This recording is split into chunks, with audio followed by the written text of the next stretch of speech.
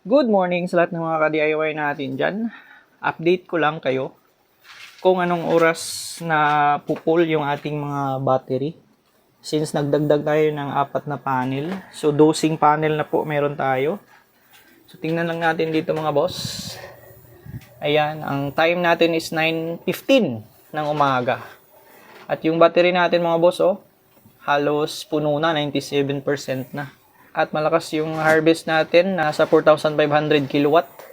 And then, ang total load natin sa bahay is 2.8 kilowatt or 2.9.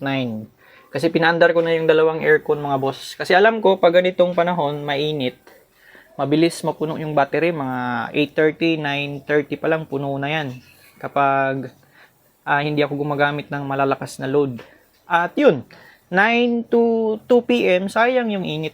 Kaya maaga ko rin binubuksan yung mga aircon. Hindi dahil mainit or kailangan ko ng aircon, pero dahil sayang yung harvest. Kaya gusto ko lang siyang paandarin. 'Di ba?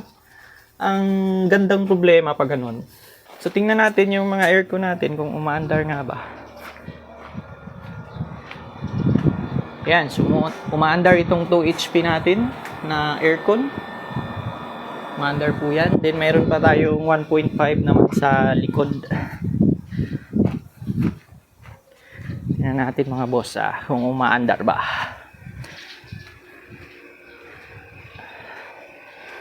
Yan, mayroon pa tayo ditong isang aircon. Di ba? Kahit hindi naman natin kailangan ng aircon kasi maaga pa at hindi naman ganoon kainit dito sa amin.